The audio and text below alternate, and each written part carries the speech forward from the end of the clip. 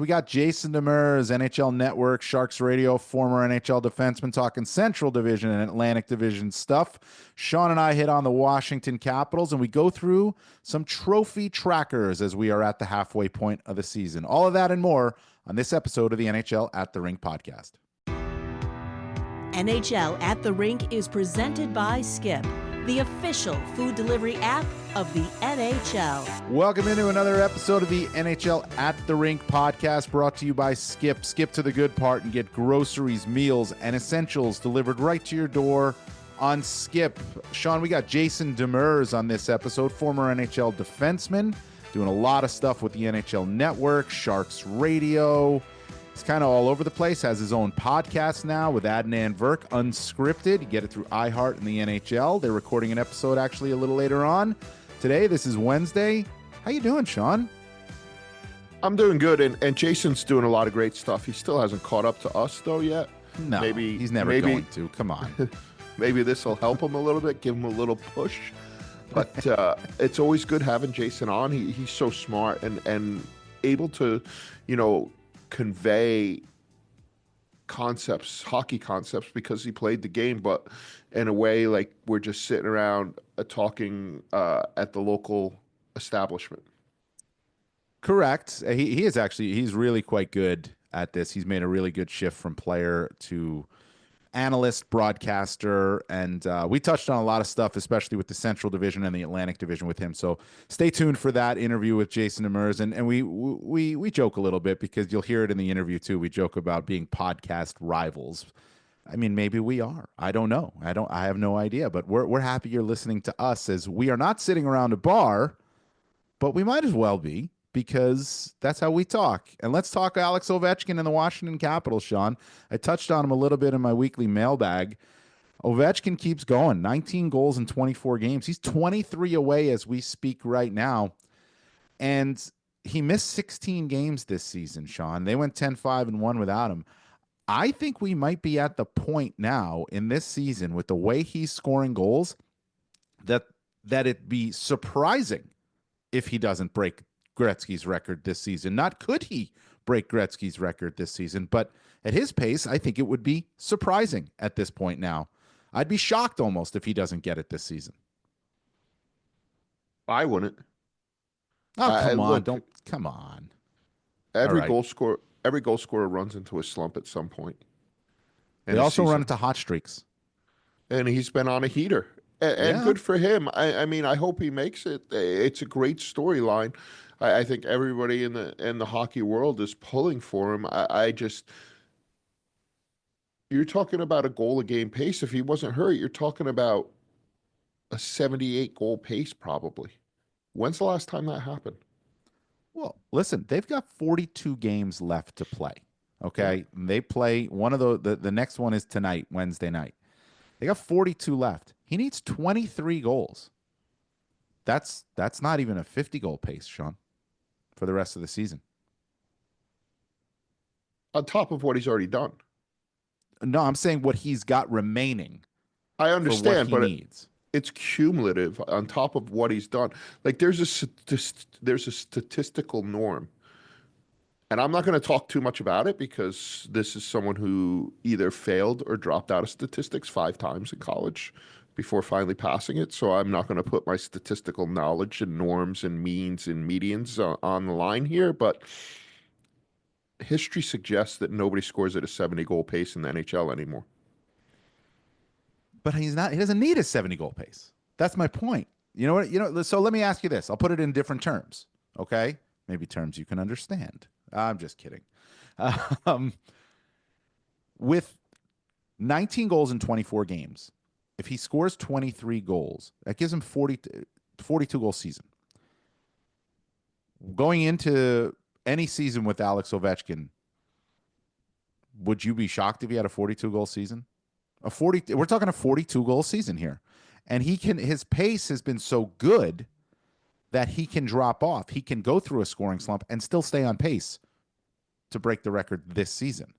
And that's my point here, is that what he's done, and yes, it is all cumulative, but he'd be looking at, if he scores 23 in the next 42 games, he'd be looking at 42 goals in 66 games. It's a lot of goals. no question about it, and in fewer games.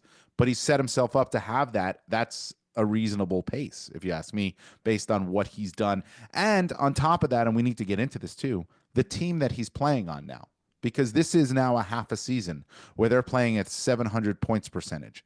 This is for real.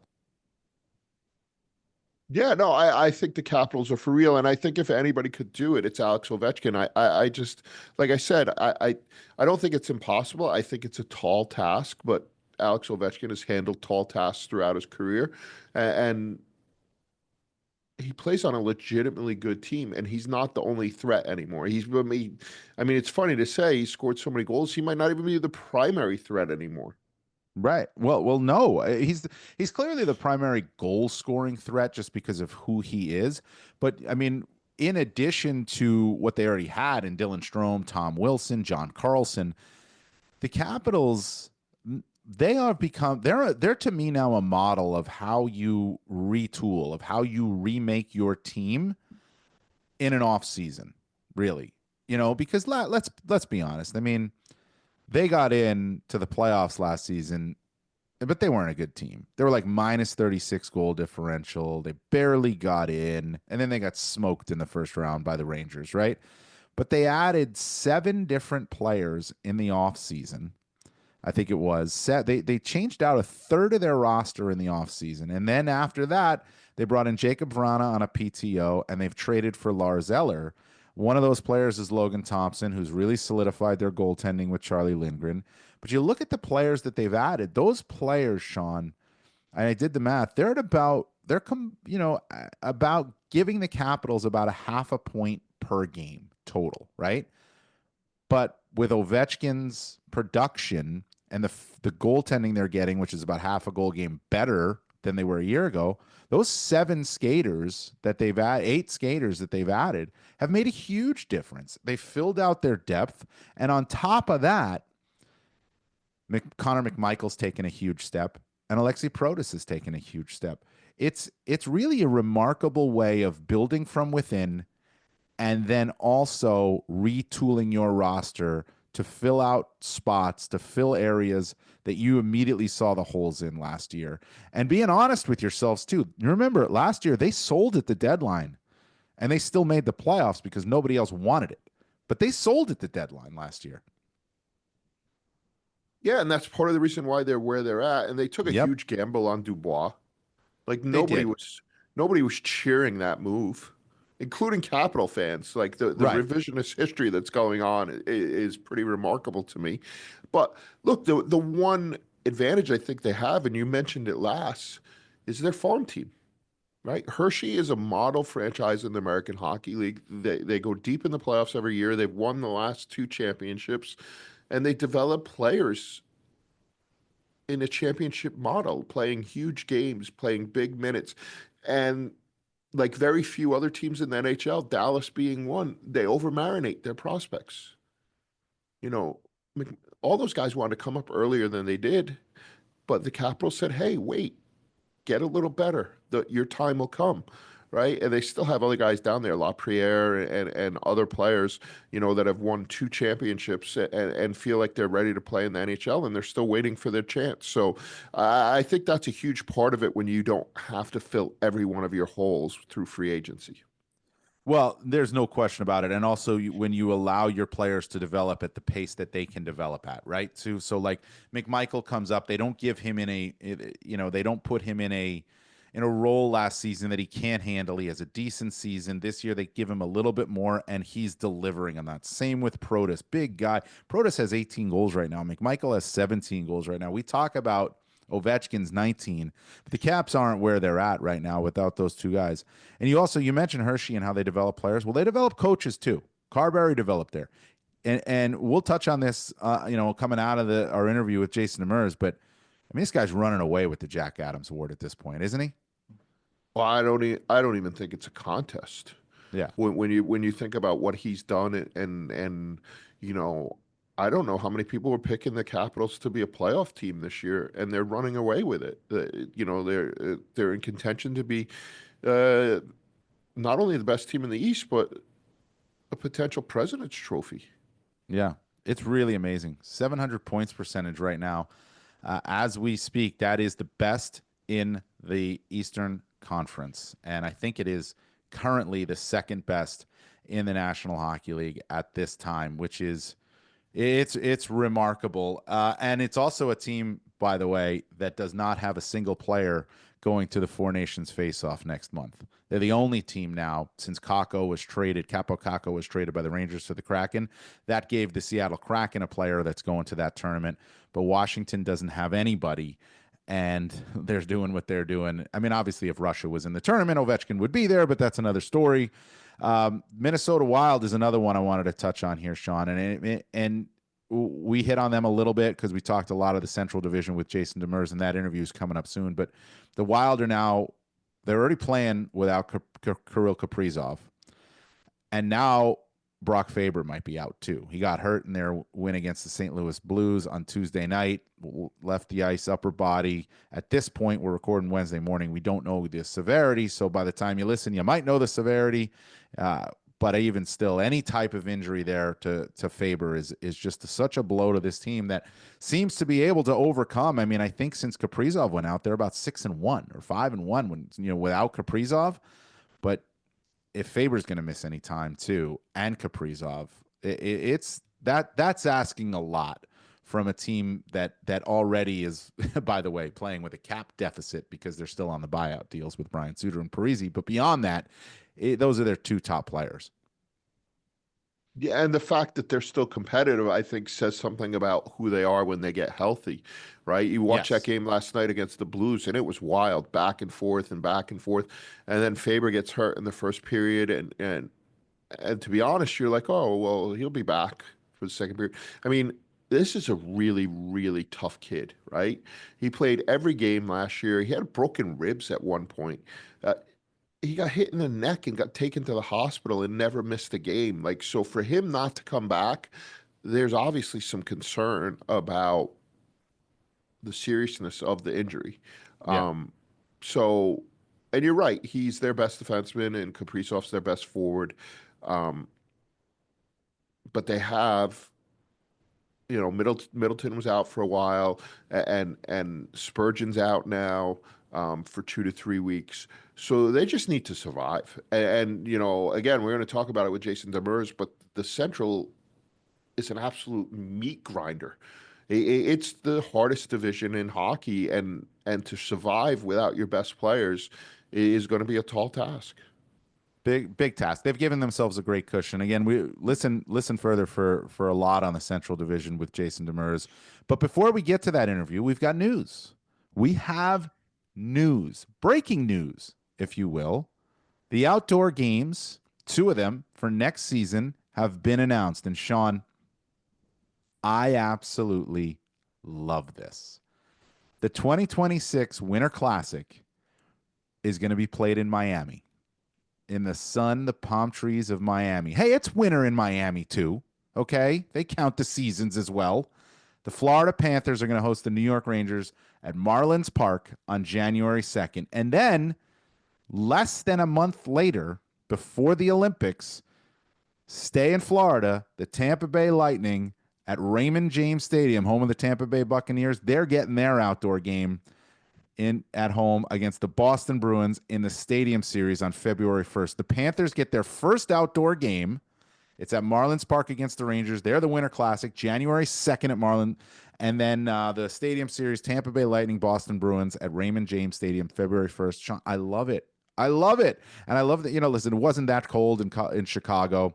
I mean, it was cold, but it wasn't like bitter Chicago winter. But, a couple of years back, you remember Target Field, Minnesota. It was an awesome event, but it was cold there. Can we cover the game in shorts? No shorts allowed. No shorts allowed? No shorts allowed in the press box. We got to dress box. down for this. Come on. Yeah, no. But it's awesome. Look, Florida's the home of hockey. You should have games there, right? You should have marquee games there. We're talking about what, the last 3 of the last 5 cups are from Florida. A Florida team's been in the finals each of the last 5 years. Superstars on both teams. that's what we talk about in having these outdoor games and marketing our stars. That's where they are. Showcase them. Showcase exactly. Remember, it wasn't that long ago, right? That it was California. That between the Kings, the Ducks, and the Sharks. I mean, up and down California, the coast. It was incredible. The hockey, and it was like the home of hockey in the U.S. was California, and now here we are, and it's Florida with the Panthers and the Lightning, and they get their outdoor games. And I like also, you have the Sunshine State, and you got the two teams there, and you bring in original six franchises as well to add to that mix. You got the Rangers and the Bruins, and I think that's a really cool thing as well. And the only thing I ask for, the only thing I want, and it's because it's never going to happen. And but I would love. How about Steven Stamkos gets traded back to the Lightning just for that game? See, Steven Stamkos is a huge part of that team, huge part of that franchise. They're getting their outdoor game. He's been pushing for that outdoor game in Tampa when he was with the Lightning. They get it without him instead. He's a huge part of the growth of hockey in Florida. Like huge. He's the focal point. He's what made it happen.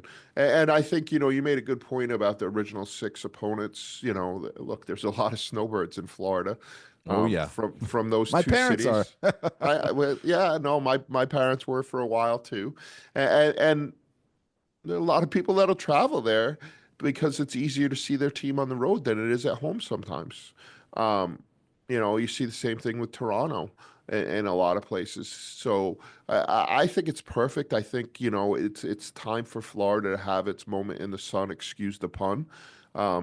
Not only did I make a pun, but I rhymed at the same time. I am like a linguistic genius. You are. You are. Yes, I know. And it's going to be awesome. And I covered the game because everybody said, "Oh, hockey outdoors in Florida, how's it going to work?" I covered the game at Dodger Stadium. So did I. And yeah.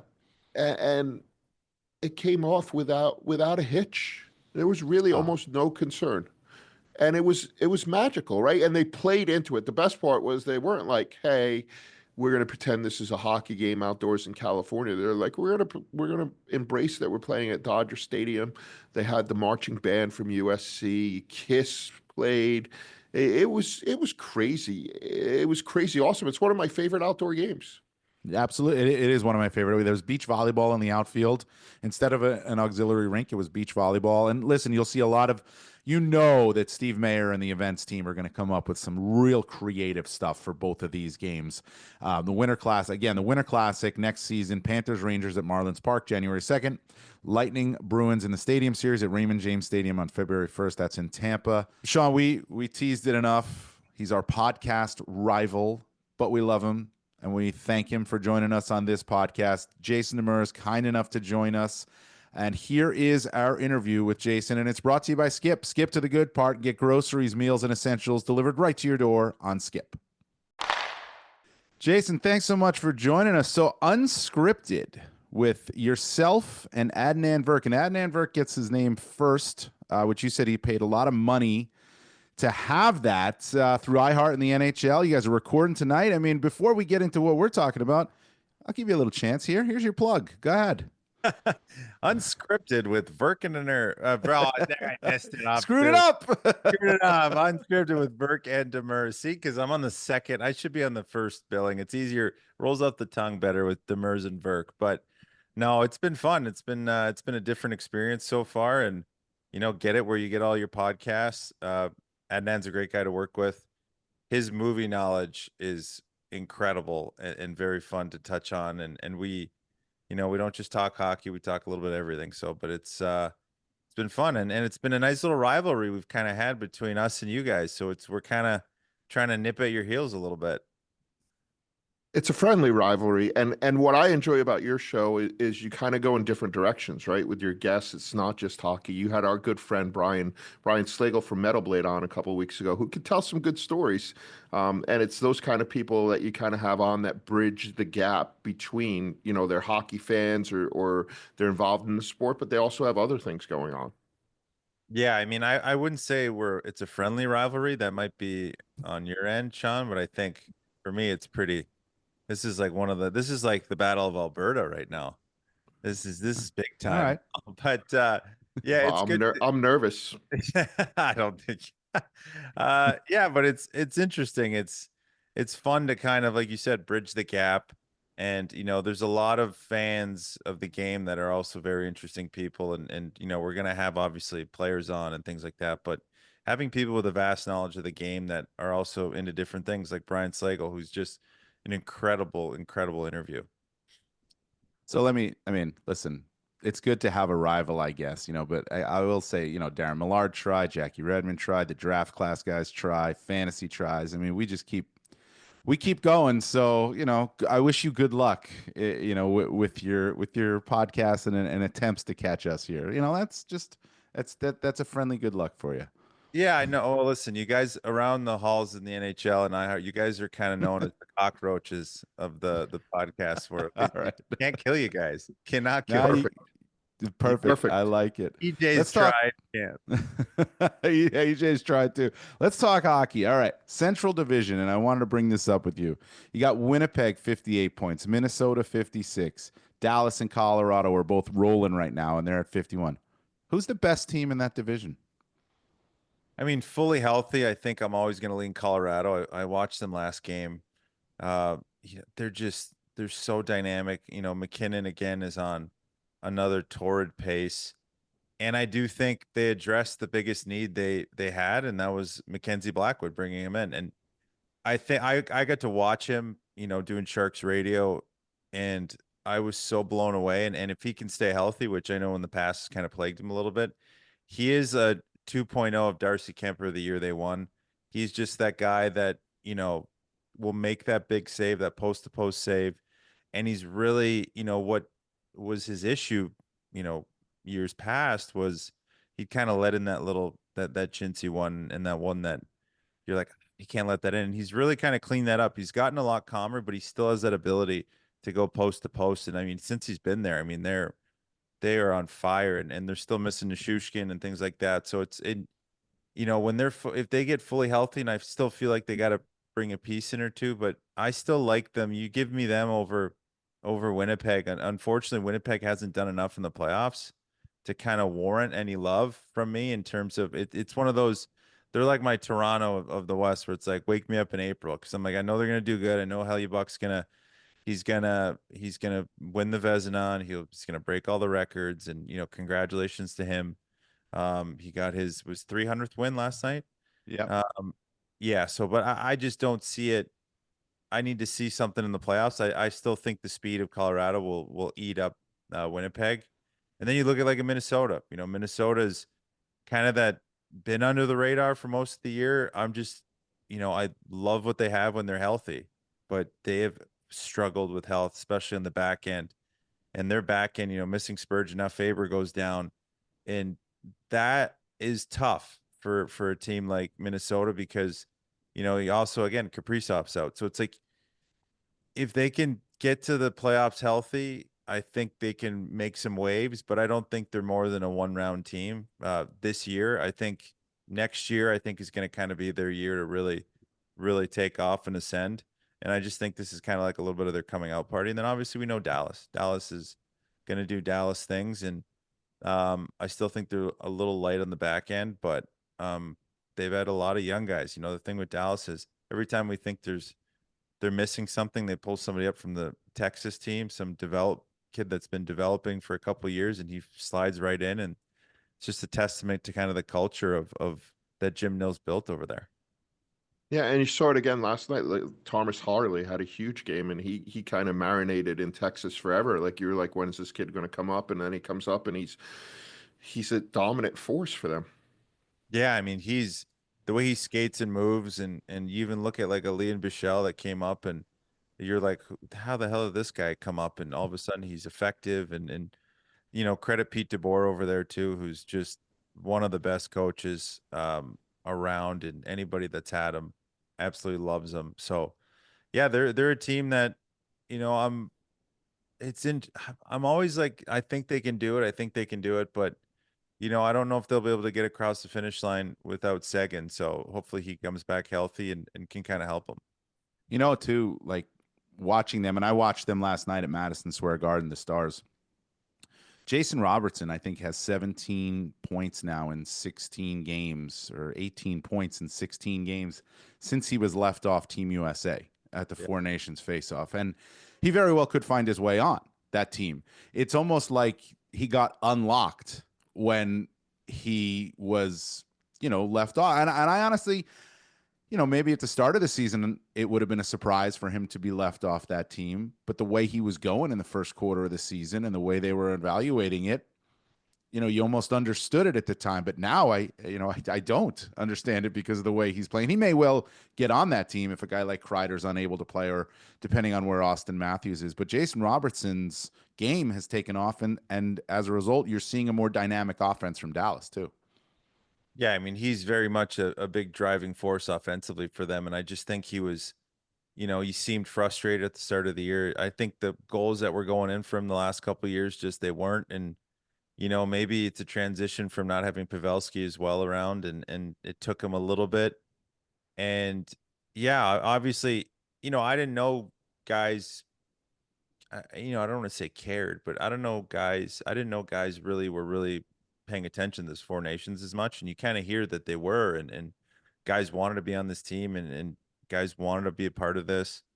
And, we're maybe gripping the stick too tight because the start of the season, they're like, I need this. And then they're getting frustrated and they're thinking, I got to play for Team USA. But yeah, probably seeing the list come out, probably, you see a lot of guys that were left off. I mean, Nick Suzuki's another one that since he's been left off, it's like they've kind of like picked up their game because maybe they were like just overthinking it, trying to be like, I got to get on this team. I have a chance. And then once they don't, they're like, okay, I can take a breath, deep exhale, and let me just play my game. And then they're off to the races. The most amazing thing to me about the Central is we talked about Winnipeg, and they had a historic start, and you're like, oh, well, they've pretty much guaranteed their way into the playoffs with their start. They could conceivably be the wild card team out of that division the way we just talked.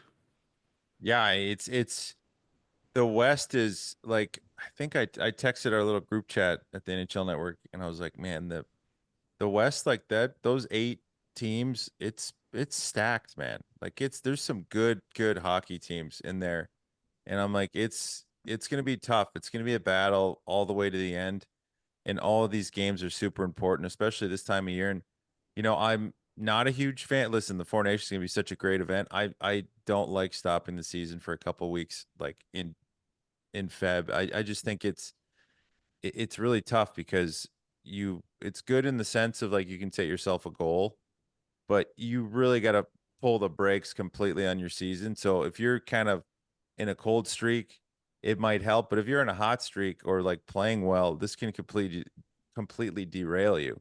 And then you're just chasing it once you come back. And then obviously the games are now so compressed. So it leads when I think the games are too compressed, it leads to a little bit of injury. So it's really going to be like my predictions I've giving on the year, I'm like kind of a little bit tentative because I feel like it's that Four Nations is going to affect so many things in the Central and the West completely.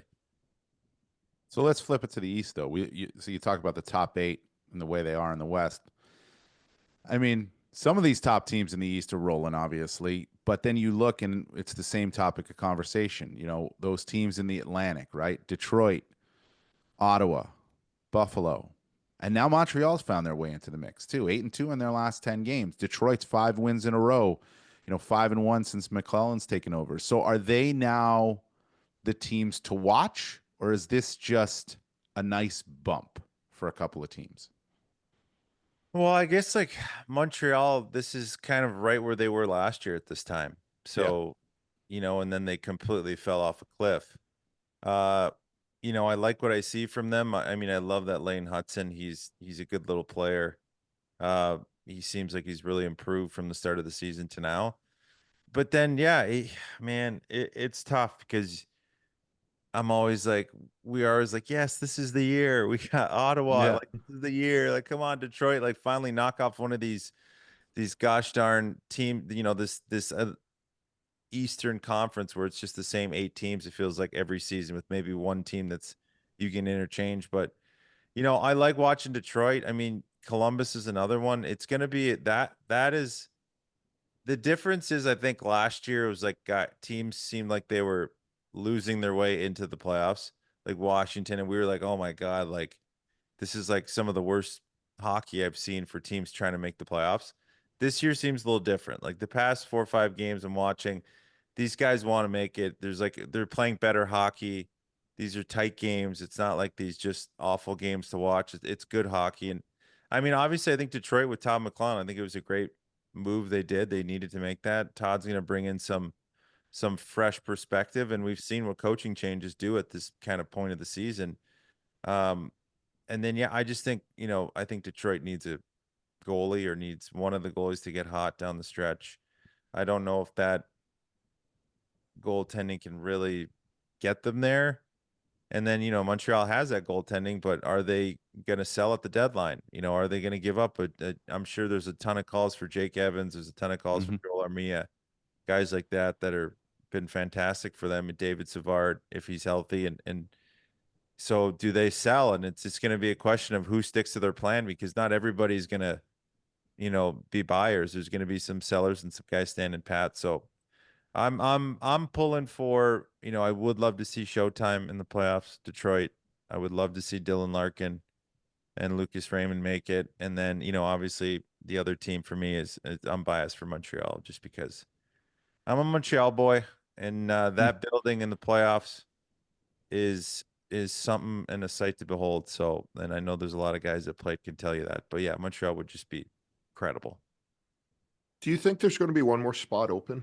I mean, you talk about it being the same teams, and one of those teams is the Boston Bruins, and they're not playing well. Again, they got the new coach bump a little bit, not as much as maybe they hoped. And then you see a game like last night, and do they fall out of this? That was I was moving on to that. I think that's one of the teams that, unless Swayman can figure it out and be the player that he was, but um, again, when Korpisalo comes in, he's been good at times this year, but he's not Ullmark. And I just think that tandem, they took a big hit, and I watched them last night against Edmonton. They got dismantled at home by Edmonton. It was not even funny. Like they toyed with Boston. It was odd man rush after odd man rush. They're cutting through them like butter. And obviously Edmonton's a juggernaut, I think, right now, and they've been incredible and such a good team, but Boston did not look good at all, and they haven't looked good. So I think, I think this would be a team. If there's a team to follow it, I think it's them for sure. But they can't, right? I mean, they Don Sweeney and Cam Neely, they can't let that happen. This is a team that's in win now. They got to do something. They got to add. They need a center. They need a guy that's probably not out there, right? I mean, they need a top center. Yeah, I know. Who do you go for? Like you could argue. I mean, you're looking at centerman, like a top one that's available. Maybe you can look into Anaheim and maybe pilfer something in there, but I don't know if there's enough time to pull off a deal that's going to get them over the finish line and kind of make sure that they're in the playoffs. And not only in the playoffs, like you said it, they're a win now team. They need to win now. And I don't know if they can right now. I don't think they can at all without adding a piece, but is that piece going to be coming in time? Time will tell. It certainly put the pressure on Don Sweeney. Yeah, well, I mean, I feel like this is the season where there's been a lot of GMs in the East, cough, cough, New York Rangers, that the GMs are under a microscope more than ever, just because of some ways things were handled. I mean, the way the Montgomery thing was handled, the way the Swayman thing was handled, I think there's a lot of pressure on Sweeney, and they need to figure out a way. I think they tried to recreate the Boston Bruins of old with Zadorov and Lindholm and guys that play similar role to guys that they'd won cups with, the Charas and the Patrice Bergeons and the Krejcis, but I just don't think those guys haven't been able to capture that magic. And when your fourth line is your most effective line night in and night out, that's good to have, but it's not great if you want to win a cup. Last one from me, because I know you got to get going here, but you mentioned Linus Ullmark, and we talk here in the Atlantic Division. I mean, Ottawa was that team that we were looking at, a couple weeks ago. Ullmark was on fire. Well, now he's week to week, and it's a back injury. And we know how back injuries are with goalies. You don't know if he's ever going to be right again this season. They got a ton of home games coming up because they just had those 9 games on the road because of the World Juniors in Ottawa. But they're 1-4-1, really, since he went down with that injury, counting the game he went down. So does Ullmark's injury, and we don't know how long, week to week back, doesn't sound good for a goalie. Is it knock him out? They can't win without Allmark if he's not healthy. They can't. And we saw the glimpse on that run he had. I think he was 8 out of his 9 games he won his last time before he got hurt. He was sensational, and they looked so much more confident. And they haven't had a goalie in the last year. So having that, you saw them get unlocked a little bit. We talked about unlocking a little bit this today, but yeah, without him healthy, I don't think they can pull it off. There's just too much. They're still a little bit loose defensively, and they need a goalie that can make those saves. But what makes them, why they're loose defensively, is because they can really produce at a good offensive clip and get the puck up ice quick. But those are the things you have to live with when you're playing with a very high octane offensive team. It's a couple turnovers, but that's why you have a goalie. And I just don't think, without Ullmark 100%, I just don't think they can do it. Really quick for me before you go, who's your MVP at the midpoint? Oh, I mean, it was Kaprizov, but I mean, it's hard to argue against McKinnon year in and year out. But I would probably say, Leon Draisaitl's got to get a lot of love right now because what he's done. McDavid was out a little bit this year, and everybody kind of feared that huge drop off, but they have been as advertised and more. And I think he deserves a couple votes right now. And, obviously if I'm looking at the D-men, because I do think D-men need a little love. I always think this is the time where you can kind of start arguing, oh yeah, this D-man can win the heart, but obviously we know he's not going to win it. We're just like Cale Makar. Cale Makar's just, he's otherworldly. And I'm like, okay, yeah, he has a chance to win the heart. I know he's not going to win it because it's just the nature of the beast. But, he's one of those, watching those two, it's just, I don't understand it.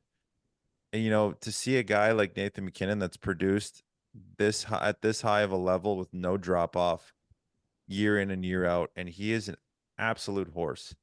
And they've had tons of noise this year. They had tons of injuries.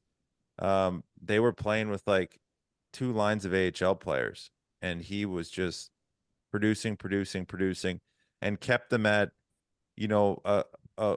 within striking distance. And now they got a little bit healthy, and you just see them taking off, and that's, a big credit to him. So I think it's a 2-horse race right now. I think because of the Kaprizov injury, I think it's going to be McKinnon and Draisaitl. Jason, great stuff, man. Really appreciate it. Again, it's Unscripted with Jason Demers and Adnan Virk. Oh, I love that. You like that, right? For my heart in the NHL, you guys are recording tonight. Everybody listen to that podcast after you listen to every single one of our episodes. Yes, do you guys first, and then it should take you about 10 minutes, and then just kind of peruse through them, and then get to Unscripted with Virk and Demers. Thanks, boys. Good stuff, man. Thanks. Great stuff there with Jason. And that interview, of course, was brought to you by Skip. Skip to the good part and get groceries, meals, and essentials delivered right to your door on Skip. Sean, I love that we talked a little bit about, Hart Trophy there with Jason. And I want to continue that because our Trophy Tracker series is starting to come out now at the midpoint of the season. We always do one at the quarter, the midpoint, 3/4, and then obviously the final. But we would be remiss if we don't at least give a little bit of a shout out here to the United States World Junior Hockey Team for winning gold for a second straight year. Teddy Stiga in overtime, and the USA champs again. And we're Americans. We can celebrate that. We can, and it was a great showing. And so many stars of the future were on display there. Guys that have already been drafted, guys that are draft eligible this year, one player who's draft eligible next year, and McKenna from Canada. It was quite a showcase. There's another Hudson on the way. Jason talked about Montreal. His brother Cole led the tournament in scoring. He's a defenseman. He's phenomenal. He's going to make a nice little addition to somebody's team. No, yeah, we're going to be talking a lot about the Hudson brothers in the NHL for a very long time. And Sean, listen, I know I want to get to the trophy stuff that we're going to talk about, but we talked a lot about the Capitals, and this is relating to the World Juniors. We talked a lot about the Capitals before our interview with Jason.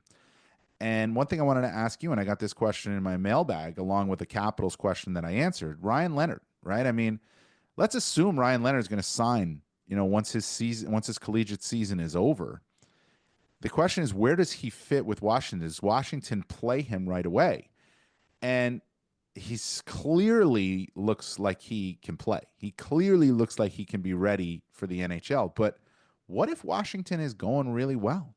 What if their top six is set? What if they love their third line, right? Like, what do you think? I think there's a good chance he ends up in Hershey.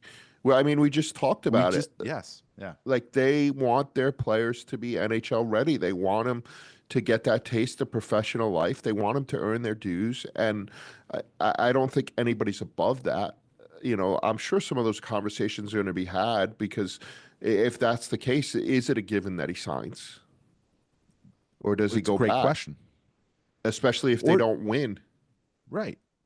Or does he sign to start the clock on his entry level deal now if he's going to then go play in Hershey, right? I mean, so there's, there's a lot of different questions, but I had heard somebody say, like, oh, well, he could play in their top six right now. That very well may be. I don't know, right? But it's a huge jump. He'd be jumping into elite level competition at the high, at the part of the season where it just gets harder and harder and harder. And it very well could be that the Washington Capitals are a President's Trophy winning team that's got their lineup set. Now, injuries happen. They're a part of this, and we'll see where they go. But there's no lock there, and there doesn't have to be, because this guy's going to be you'd think this guy's going to be a Capital and an NHL player for a long time. Yeah, I don't know that there's a rush, right? Everybody wants these guys to come in. And look, it's always different. Like, Celebrini came in and you knew he was going to get a lot of minutes. But the Sharks are in a different place. Same thing with Connor Bedard and McDavid when he came in. Like, they were all joining teams that needed immediate help. The Washington Capitals do not look like a team that needs immediate help. There is no rush to feed this kid to the Lions. I agree. It's interesting. It's going to be part of the conversation. It might be different with Gabriel Perreault. It might be different with Perreault, because the Rangers could be out of it by then, and they want to sign him and get him in and get him in NHL games, in a less pressure-free environment. That could be different. Yeah, I think it's different with everybody. But, that's all down the road. An amazing showing by USA Hockey. Now they go for the three-peat. Canada, some questions to answer. They went out Summit time in fifth place. There's a lot of summits that happen over World Juniors, which I find amazing, because they're kids. And whatever it is, and the wrong team was picked. They picked a team. They didn't pick the best players. Look, it's at some point it's a game of chance, and there's a team on the other side. Like, that's the part that makes me laugh. Is we were no good. What about the teams that beat you? They were pretty good. Yeah, like they're trying to win. It's not Canada and the Seven Sisters of the Poor anymore. No, it used to be, and that's still a mentality, I guess, that it's not with everybody, but it's a mentality that's got to go away. All right, trophy trackers. We're working on them right now. We're tracking the trophies, halfway point of the season. I think some of these that, the ones we do for NHL.com and we really hit on and we vote on are the Norris, the Vezina, the Jack Adams, the Calder, and the Hart Trophy. And Sean, I would say three of these, well, two for sure, and maybe, and there's probably a debate on two other. There's a small debate on two others.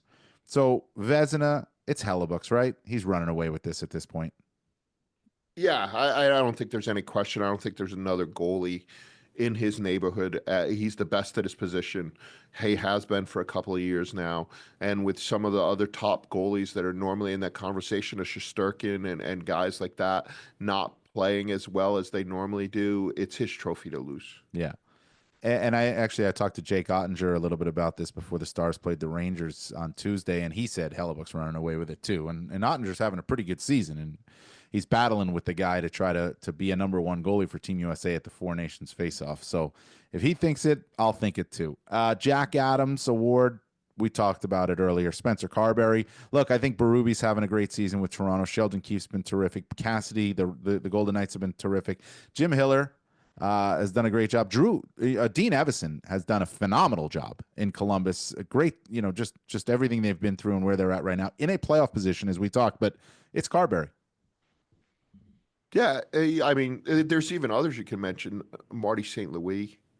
Yeah. Hines.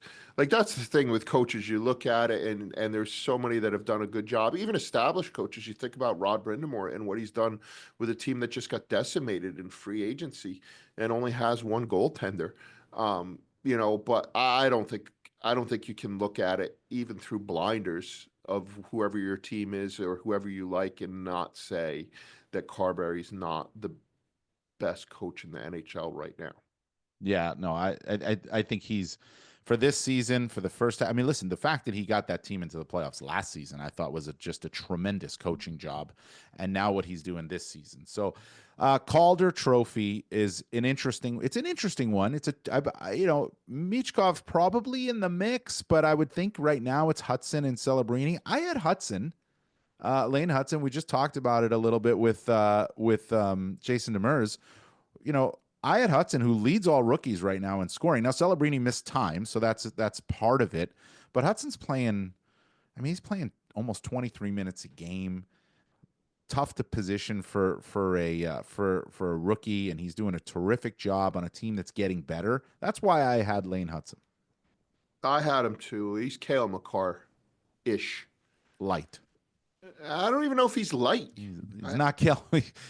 Okay, ish. All right, ish. I'll give you ish, but I'm glad you added at least something after the last name of Makar, because he's certainly not Cale Makar yet.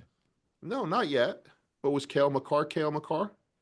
He was pretty darn good when he came up. Yeah, he was darn good. Was he much better than Hudson? I don't know. Yeah, and I think Hudson's getting better as the season goes along, and I think defensemen are the hardest position to learn. So I had him, Celebrini. I had Wolf above Michkov. I think for a rookie goalie to do what he's doing it's phenomenal, and more people should notice it. Personally, I just don't think you can put him above those two, because as much as we expected so much from Celebrini, I think he's delivered on it. Like, the numbers aren't eye-popping, but he's the focal point of that team as a teenager. Yeah, and he's almost a point per game player, and he's shooting the puck a ton. He's averaging over 3 shots a game on goal. He's scoring big goals. He's got a bunch of game winners already. No, he's been terrific. And I did have Wolf 3. But we agree on Hudson. The other one, and I think we disagree on this one, although you can go one or two ways, is Norris. We haven't hit on Hart yet because that's more of a debate. We'll get there. But Norris, listen, I had Quinn Hughes. I'm pretty sure you have Cale Makar. You want to reverse him for me? That's okay too. But I had Hughes because he's playing just about the same level of minutes. He's having, I think, the same impact individually as Makar when he plays those minutes, but he doesn't have near the help that Makar has on his team. So I always look at Hughes and I say, well, he's got to do more. I think Makar is terrific and can do more and does do great things.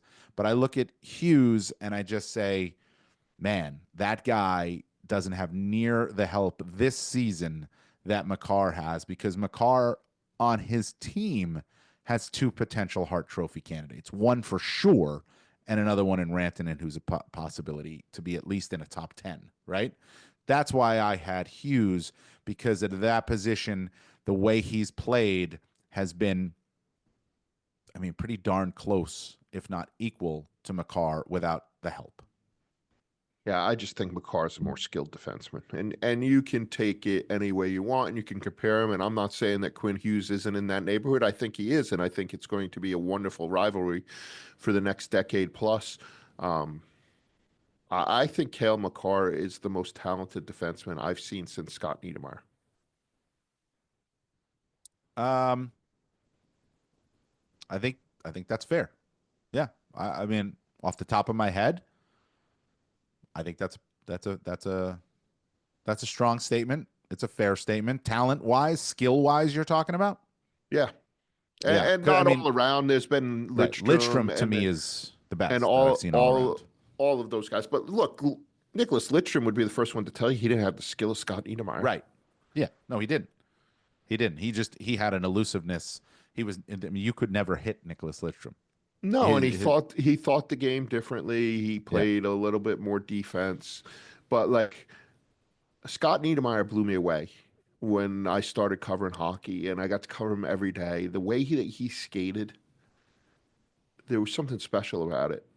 And I see the same thing in Cale Makar, and I see it in Quinn too. It's just a degree more. To me, Okay. it's a degree more in Cale, and maybe it's because he's on a more talented team and he can do more things. But he's special. He is. I also, the other part of Quinn Hughes is he's playing without his D partner, right? Philip Hronik, and he's still been just lights out good.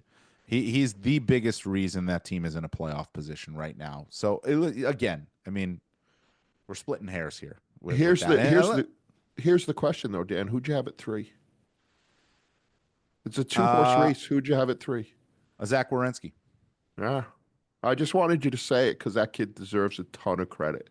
Oh my God, what a season he's having! Yeah, Like, and that team, everything that they've been through. We don't need to rehash it all. Everybody knows everything that they've been through. They're in a playoff position right now. I don't know if they stay there. Okay, who cares? That's not the point. That's not what we're talking about right now. The Columbus Blue Jackets, as we speak today, January 8th, are in a playoff position. There's no way at 41 games played. There is absolutely no way I would have believed that if you told me this a month ago, 2 months ago, certainly not 3 months ago. yeah, and he kind of fell off for a while, and now he's found his way back. Well, And- injuries Yeah. were, Yeah, huge. injuries certainly didn't help, and ineffectiveness and the team and everything else. But it just seems like he's been revived, and it was universal. It wasn't just me and you. There were a lot of voters who had him very high up, and I was genuinely glad to see it because I think with a lot of these awards, you work your way into the rotation, and then you stay there. Because oh yeah, well he's a Norris Trophy candidate, and you don't even look at the numbers, and you're like, well yeah, of course he's a Norris Trophy candidate, and it's really hard to crack that. So good for Zach. Yep, absolutely. All right, Hart Trophy before we get out of here. So this one is the most interesting, and I think it's the most debated because I had Kirill Kaprizov. I believe you had Kaprizov as well, right? Yep. Okay. Kaprizov hasn't played since December 23rd. We know he's hurt. He's got 50 points in 34 games. To me, he is single-handedly the biggest reason why the Minnesota Wild are where they're at. They do not have a star behind him, a forward star. I think Brock Faber is a budding star on the back end. We talked about it, right? The injuries that both of these guys have. Gustafson's been terrific this season. Hines has coached his tail off, no question. But Kaprizov is the best player. With due respect to Marian Gaborik, he's the best player in Minnesota Wild history, and he is an absolute star, and he is the single biggest reason why that team is where they're at right now. They're finding ways to win without him and score without him, but I don't know how long that lasts. They need him back if they're going to do anything, and it's the most valuable player to your team. That's what the award is, right? And that's why I had him, and I'm pretty sure that's the reason you had him. Dan, you've come around. I have. I literally have. And it's no joke because you know what? Maybe just doing this podcast with you for several years now, I have. You're right. Kills me to say it, but So how can you argue against the guy being the most valuable player to his team when the other guys that we're going to talk about that are the top names have other guys on their team who also might be most valuable to their team? And none of those guys are on my list, right? So as much as I love McKinnon and I think he's the best player in the league right now, hands down, he's not on my list. Draisaitl not on my list. They're on my list. They made I McDavid have not on McKinnon my list. I have McKinnon fourth, and I have Draisaitl fifth because I can't ignore the seasons that they're having, and those seasons are pretty darn valuable to their teams. No question about it. Okay, but we both agree. You know, we had Kaprizov. Who'd you have second? Eichel. What about third? Our good friend Yeah, who we had on the podcast last week, Darren Millard, convinced me. So go Well, I listen to didn't need Darren Darren. to convince me, but Go okay. listen to Darren, and he'll give you all the reasons why I picked Jack second. I think he's having the best year of his career, and he's so valuable to them in every situation. And then I'm a goalie guy, and they almost never get love. You know, Carey Price excluded. I went Hellebuck third. Look, I know there's good guys on that team, on that Winnipeg team, but they're not who they are without Hellebuck. If the Winnipeg Jets had the Minnesota Wild's goaltending, they wouldn't be where they are. Well, I mean, Gustafson's been pretty good this year, but I understand what you're saying. I do get what you're saying, and I'm not going to argue with you on Hellebuck. I was going to say Detroit or somebody like that, Yeah. and then I was like, no, let's make it even better. Let's make it like, better. As Okay. you know, if they had the Devils goaltending, I don't think they're as good as they are. I mean, I think Hellebuck's that big a difference. And then I had Werenski on there, and I don't remember who my 5 was. It doesn't really matter. I'll tell you what. I had so we I'm both sorry, had Werenski was my 5. Kucherov was my 4. Kucherov. Okay, so I had at 2 I had Mitch Marner, who did not make your list, and at 3 I had Jack Eichel. 4 was McKinnon. 5 was Draisaitl. But I looked at the top 3, and Marner was second to me. Matthews is not having the season Matthews has had in the past. I know, because he's of injury. Tavares is having a solid season, but they do not have, other than Craig Berube, another guy that you're looking at and saying he could win a trophy this season. He's that. Marner's been that good for the Toronto Maple Leafs, and he does it in multiple ways. He's scoring, defending, killing penalties, all the good things that you want guys to do. He does. 58 points right now in 42 games. So he was 2 for me, and for the very same reasons, Jack Eichel was 3 for me. Again, on a team that is the best in the National Hockey League, and they don't have another guy that you can say he's a trophy guy. Eichel has very clearly been the most valuable player to his team. Marner has been the most valuable player to his team, no question about it. And McKinnon and Draisaitl are top 2 in the league in scoring, and they've been so good, so I had them 4-5. But it is how you look at it, right? Because I don't think, the trophy tracker for Hart Trophy for us comes out Monday, and it's not Kaprizov. No, because I think a lot of people still look at the trophy like you used to, in that it's a best player trophy. Yeah. And that's fine. Look, it's up to your interpretation. I think that's the player's MVP, right? I think that's more of a best player trophy.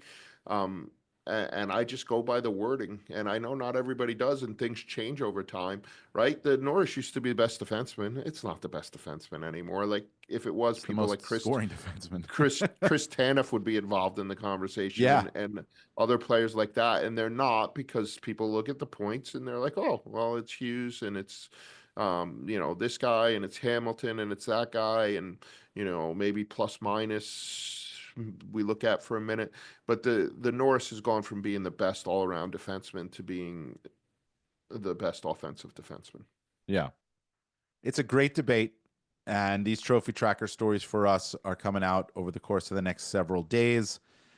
We had a fun debate on this one. Jason Demers was absolutely terrific. Again, you can check out his podcast, Unscripted, with Adnan Virk and Jason Demers through iHeart and the NHL. They're recording their new episode tonight, which is Wednesday night. Sean, we got news. We got outdoor games in Florida next year. We got the Capitals. We got a lot of stuff going on. This is we're at the halfway point of the season. Isn't it crazy? It's flown by. It always does. It is crazy. Tomorrow is the literal half point of the season. Somewhere in that slate of games, we will have played half of the games of the 2024-25 regular season, and that absolutely blows my mind. With the Four Nations coming up and the outdoor game in Columbus, it is going to be a sprint to the playoffs. Oh, and I forgot to throw in trade deadline. Oh yeah, trade deadline's happening too. We're not there yet. Let's get through January and into the Four Nations first. All right. This was a lot of fun. Again, the podcast, NHL at the Rink, brought to you by Skip. Skip to the good part and get groceries, meals, and essentials delivered right to your door on Skip. Enjoy the hockey.